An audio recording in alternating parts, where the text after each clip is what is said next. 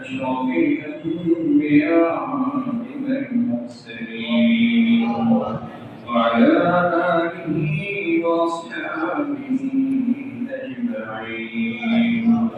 ربنا ظلمنا أنفسنا وإن لم تغفر لنا وترحمنا التي محمد مصطفى صلى الله عليه وسلم الروضة مبارك المجيبة واشتكي أرواح مبارك يسوع المجيبة قال بشيخ الشريف مسجد جار الرحمن شاكر قالت بيسوع المجيبة ولا تشخص القرآن كتبه لما أقبلت رب العالمين جنة الجوار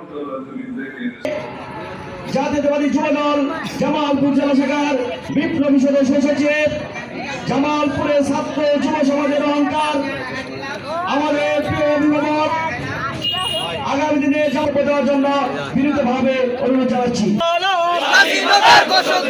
বাংলাদেশের অপর নাম জিয়াউর রহমান, জিয়াউর রহমান বাংলাদেশের অপর নাম। আজকের এই দিনে জিয়া তোমায় মনে মনে, জিয়া তোমায় ভুলি নাই, জিয়া তোমায় ভুলবো না, জিয়া তোমায় ভুলবো না, জিয়া তোমায় ভুলি নাই। লাল সবুজের পতাকায় জিয়া তোমায় দেখা যায়, জিয়া তোমায় দেখা যায় লাল সবুজের পতাকায়। চলো চলো চলো চলো আগুন জ্বালো, আগুন জ্বালো। ভাইয়া ডিভিশন ভাইয়া ডিভিশন আপনার ভালো জাতীয়তাবাদী যুবদল জামালপুর জেলা শাখা কর্তৃক আয়োজিত মহান স্বাধীনতার ঘোষক জিয়াউর রহমান বীর উত্তমের ৪৩তম স্বাগত বার্ষিকী উপলক্ষে আজকে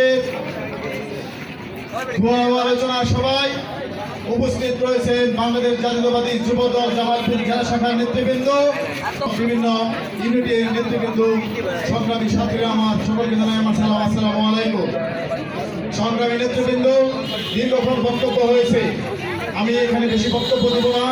এরপরে আমাদের বিভিন্ন ইউনিয়নের প্রোগ্রাম রয়েছে, এখান থেকে আমাদের ইউনিয়নে যাত্রা শুরু করতে হবে। আমি যে কথাটি বলতে চাই, আজকে এমন একজন ব্যক্তির স্বাগত বার্ষিকী যিনি কিনা এই বাঙালি জাতির মুক্তির দূত হিসেবে মহান আল্লাহ তাআলা তাকে এই বাংলাদেশে প্রেরণ করেছিলেন। সংগ্রামী নেতৃবৃন্দ, আজকে শহীদ রাষ্ট্রপতি জিয়াউর রহমানের যদি আপনি তার গুণাগুণ বর্ণনা করে আপনি রাত দিন 24 ঘন্টায় শেষ করা যাবে না। এই দেশের জন্য, এই বাঙালি জাতির জন্য অনেক অবদান তার রয়েছে। যেখানে যেখানে আওয়ামী লীগ ব্যর্থ হয়েছে সেখানে জিয়াউর রহমান তার নিজের মেধার দক্ষতা দিয়ে জনগণকে মুক্তি দিয়ে আলোর পথ দেখিয়েছেন। সংগ্রামী নেতৃবৃন্দ, আজকে গণতন্ত্র পূর্ণ প্রতিষ্ঠা করতে পেরেছিল বিদায় জাকির হোসেন জলি বলে গিয়েছেন এই শেখ হাসিনা রাজনীতি করতে পারতেছে। আজকে জিয়াউর রহমান গণতন্ত্র প্রতিষ্ঠা করেছে, আর শেখ হাসিনা গণতন্ত্রকে হত্যা করেছে, ধ্বংস করেছে। আজকে আমাদের প্রান্তীয় নেতা শহীদ রাষ্ট্রপতি জিয়াউর রহমানের এত কিছু অবদান বাংলাদেশে থাকার পরেও বিভিন্ন জায়গা থেকে জিয়াউর রহমানের নাম মুছে দেওয়ার ষড়যন্ত্র করছে দীর্ঘদিন যাবৎ। শেখ হাসিনা, আপনি জিয়াউর রহমানের কি নাম বুঝবে? জিয়াউর রহমান শুধু বাংলাদেশে না, সারা বিশ্বের মানুষের মনের মধ্যে জায়গা করে নিয়েছে। এখন পর্যন্ত জিয়াউর রহমানের নাম মানুষের মনের মধ্যে থাকবে ইনশাআল্লাহ। তাই আমি যে কথাটি বলতে চাই, এখনো সময় আছে। এখানে অনেক পত্রায় মানিক সহ বলে গিয়েছে, এখনো সময় আছে। ক্ষমতা কারো জন্য চিরস্থায়ী নয়, একদিন কবরে সবাই যেতে হবে। আল্লাহ সকলকে ধরবে। এদেশের জনগণের চিন্তা করুন, এদেশের জনগণের ন্যায্য অধিকার, ভোটের অধিকার ফিরিয়ে দিন। এই দেশের গণতন্ত্রের বাক স্বাধীনতা যে হরণ করেছেন সেটি ফিরিয়ে দেন এবং এদেশের মানুষকে দুমুঠো খেয়ে শান্তিপূর্ণভাবে বাঁচতে দেন। হয়তো আগামী দিনে জনগণ যদি একবার খেপে উঠে তাদেরকে রক্ষা করতে পারবে না। তাই আমি আগামী দিনে সকলকে ঐক্যবদ্ধ হওয়ার উদাত্ত আহ্বান জানাচ্ছি। কাঁধে কাঁধ রেখে, হাতে হাত রেখে আগামী দিনে আপনার ঐক্যবদ্ধ হন।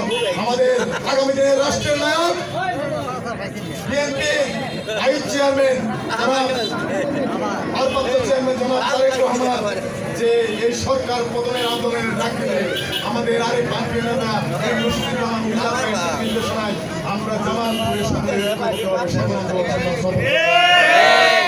তাই আপনারা সকলে ঐক্যবদ্ধ হন ইনশাআল্লাহ।